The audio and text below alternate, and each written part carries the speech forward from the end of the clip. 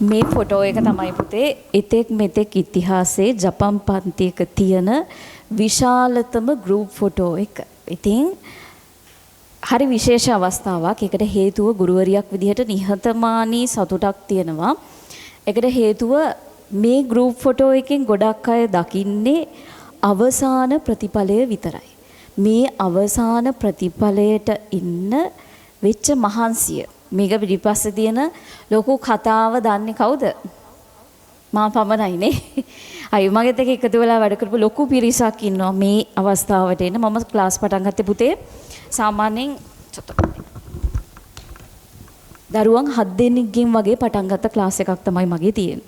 දරුවන් 7කින් පටන් ගත්ත ක්ලාස් එක අද වෙනකොට ශ්‍රී ලංකා ඉතිහාසයේ වැඩිම දරුවෝ පිරිසක් සහභාගී වුණ ජපන් පන්තිය විදිහට මගේ ක්ලාස් එක වෙලා තියෙනවා. සහ වැඩිම දරුවෝ පිරිසක් විභාග සමත් වෙලා ඒකෙන් සහතික පත්‍ර ලබාගත් සිසුන් පිරිස තමයි මේ සර්ටිෆිකේට් අරගෙන සහතික පත්‍ර ප්‍රදානෝත්සවයට සහභාගී වෙලා තියෙන්නේ. ඉතින් ඒක අපේ ශ්‍රී ලංකා ඉතිහාසයේ ජපන් පන්තියක තියෙන විශාලතම ගෲප් ෆොටෝ එක. ඉතින් ඒක මේ මං ගැන මේ අර අපි කියන්නේ පුරසාරං කියන හැම දෙයක් නෙවෙයි.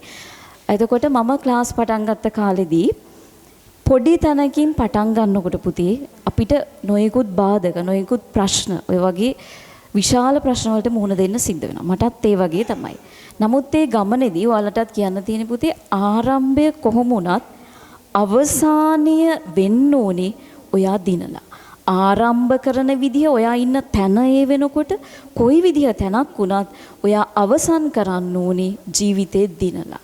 ඒ නිසා ඒ දිනනකොට අර ගගක් ගලනකොටත් පුතේ එක දිගට ගලාගෙන බහින්නේ නැහැ. ගල්වල හැප්පිලා කඳු අතරින් ගිහින් ගස්වැල් වලින් ඇඹරිලා එහෙම තමයි වතුරක් ගඟක් ගලාගෙන බසින්. ඒ වගේ තමයි අපි ජීවිතේ ටික ටික ඉස්සරහට යනකොට ප්‍රශ්න බාධක ඔය හැමදේම එනවා. තමන්ට තියෙන්න ඕනේ ජීවිතේ දිනන්න ලොකු ආත්ම ශක්තියක්. තමන්ට තියෙන්න ඕනේ මොන ප්‍රශ්නයක් ආවත් ජීවිතේ දිනනවා කියන අදිෂ්ඨානය. එතකොට මටත් කියන්න තියෙන්නේ මගේ ජීවිත කතාව තුළදී මම දරුවන් 7කින් පටන් ගත්ත ක්ලාස් එකක් අද වෙනකොට මේ ඉතිහාසය තුළ වැඩිම දරුවන් පිරිසක් සහභාගී වුණ ජපනිස් ක්ලාස් එක කරගන්න මට පුළුවන් වුණේ මගේ කිසිම ප්‍රශ්නයක් ආවට ඒකට වැටෙන්නේ නැතුව අත්හරින්නේ නැතුව මගේ ඉලක්කය වෙනුවෙන්ම මම වැඩ කරපු එක. ඉතින් ඔයාලටත් කියන්න තියෙන පුතේ ජීවිතේ හීන කියන දේවල් අපි හැමෝටම තියෙනවා.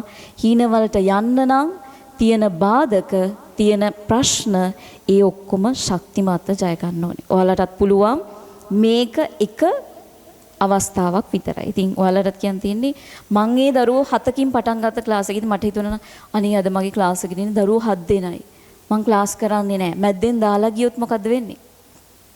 එහෙනම් අද මට මෙතෙන්ට එන්න බෑ පුතේ. ඒ නිසා ඔයාලටත් කියන්න තියෙන්නේ අදින් දැන් ඔයාලා ජපානයට යනවා කියන තීරණයක ඉන්නවා.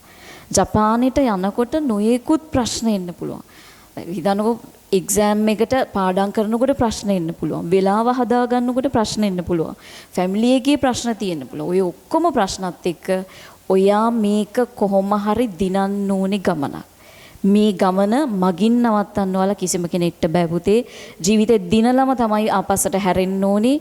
මිනිස්සෙක් වුණාම කවදා හරි දවසක තමන්ගේ ජීවිත කතාව අහනකොට තව මිනිස්සෙගේ අප්පොඩියක් වැදෙන ගානට තමන්ගේ ජීවිත කතාව හදාගන්න. මිනිස්සු ඔයා දිනනකොට නොයෙකුත් කතා කියයි. ඒ කතා 7-5කටවත් ගණන් ගන්න එපා. තමන්ගේ මිනිස්සු දකින්නේ අවසාන ප්‍රතිඵලය විතරයි. අවසාන ප්‍රතිඵලය දැකලා එයාලා සතුටු වෙනවා සමහර අය. තවත් සමහර අය hina වෙනවා. hina අපිට මීට කලින් අපේ BMI සේජ් එකේ තිබුණා 745ක සර්ටිෆිකේට් සෙරමනි එකක්.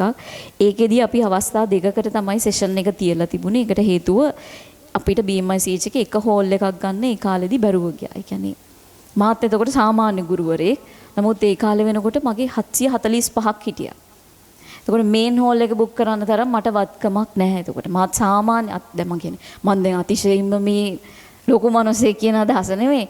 මම කියන්නේ මට ඒ වගේ මුදලක් දරා ගන්න බැරුව ගියා. එතකොට මම ලෝටස් කියන පොඩි හෝල් එකේ තමයි කරේ සෙෂන් දෙකකට කරේ. එකක් 745 දෙකට බෙදලා තමයි කරේ. ෆිසිකල් ක්ලාස් වල දරුවෝ වෙනම, ඔන්ලයින් ක්ලාස් වල දරුවෝ වෙනම. එතකොට එක සෙෂන් එකක් විදිහට අරගෙන එක ගෲප් ෆොටෝ එකකට ගන්න බැරුව ගියා. ඒක තමයි ලොකුම ෆොටෝ එක. නමුත් ඒක එක ෆොටෝ එකක් විදිහට ගන්න බැරුව ගියා. මොකද සෙෂන් දෙකකට තිබිච්ච. ඒ නිසා එදා තිබිච්ච ලොකුම හීනේ තමයි මේ BMICH එකේ මේන් හෝල් එකේ මගේ ක්ලාස් එකට ආපු දරුවෝ විභාග කරලා සමත් වෙච්ච දරුවෝ සහතික පත්‍ර ලබා ගන්න දවසක් මගේ ඇස් දෙකෙන් දකින්න මට අවශ්‍ය වුණා.